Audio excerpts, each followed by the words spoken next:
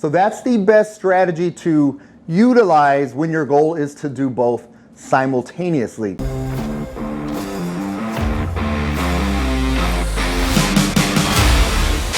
Hey, what's up guys? Gary Walker here with liveanabolic.com and welcome back for another video. All right, in this video, I'm gonna answer the question, can you build muscle and still lose fat at the same time? Specifically, if you're a man over 40.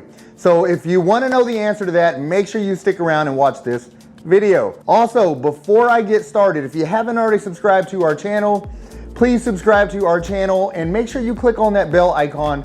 That way you get notified every time we upload a new video. All right, with that being said, here's the thing. Yes, you can absolutely build muscle and still burn fat simultaneously. There's a lot of people out there that assume you have to do one or the other, but let me tell you from experience, having trained people for over 25 years, I've seen it happen time and time again, all right? Basically what this is called is recomposition. You're staying within about the same weight, but you're completely recomping your body. You're getting the fat off, building the muscle.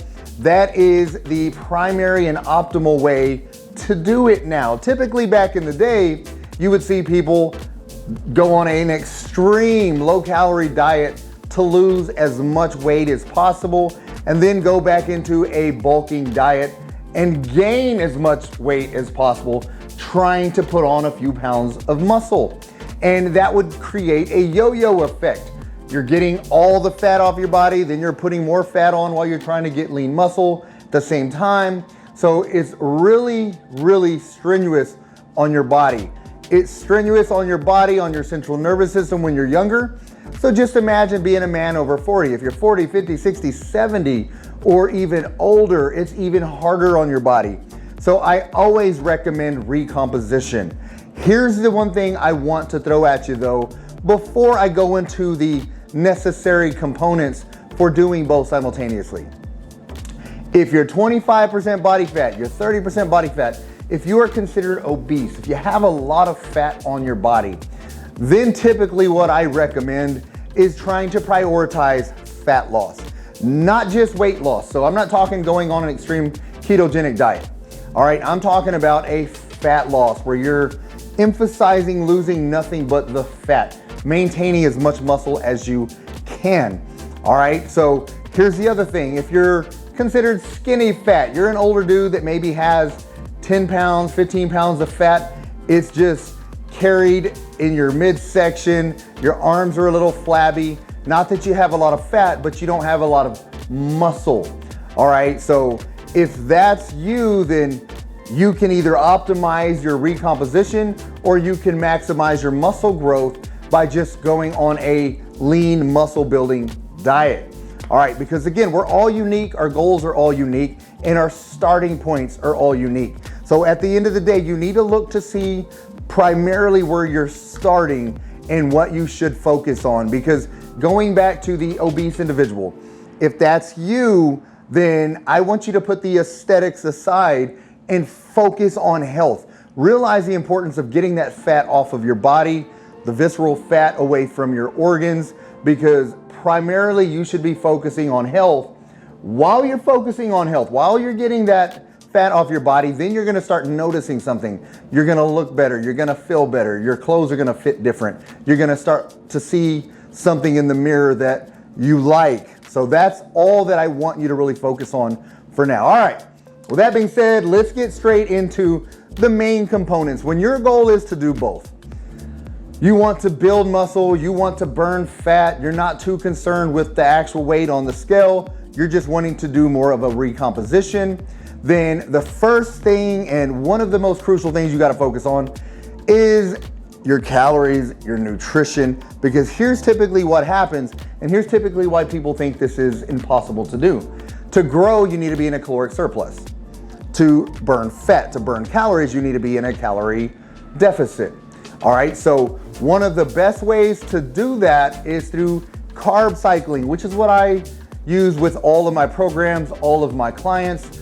We start carb cycling. Basically, all that means is the days you're going to be doing your workouts, which is gonna be the next thing you gotta focus on, all right? But going back to the nutrition, if you're working out 4 days, 5 days a week, you can have complex carbohydrates on those days. The days you're not doing those, the days you're less active, you want to remove the complex carbs. Meaning the rice, potatoes, the multigrain breads, the pastas, the fruits. So minimize the intake of all of those complex carbs on the days you're not working out. On the days you're using weight training, on the days you're working out, doing resistance training, then you want to fuel your workouts. You do want complex carbohydrates. You want to fuel your workouts, and you also want to fuel your recovery from those workouts. So the rice, potatoes, the quinoa, beans, lentils, multigrain breads, fruits, Greek yogurt, all of those things are great options on the days you're working out. So just by doing your carb cycling, you're gonna have low calorie days on the days you're not doing your resistance training, higher calorie days on the days that you are doing your resistance training. So that's the best strategy to utilize when your goal is to do both simultaneously. Here's the other thing you gotta realize is the reason it's not as simple as just creating a calorie deficit. If you got a lot of weight to lose, then your body is gonna be able to use some of that weight once it breaks it down to fuel those workouts. So you still don't need as many calories as some of the calculators tell you you need, okay? So a lot of it comes down to your starting point, how much weight you do have to lose, how active have you been recently. If you're just getting started, then your body's gonna respond quickly. If you've been doing this for a year or 2 years and you're just hitting a plateau, it is gonna take you a little bit longer, but by implementing this strategy, you will be able to do both. All right, so that's the first component, the nutrition and the carb cycling strategy. The second is resistance training, like we just discussed. So typically, if your goal is to do both, I usually recommend 4 or 5 days a week. If you're a man that's 50, 60, you're just getting started, then let's cut it down to the 4 days a week to get started.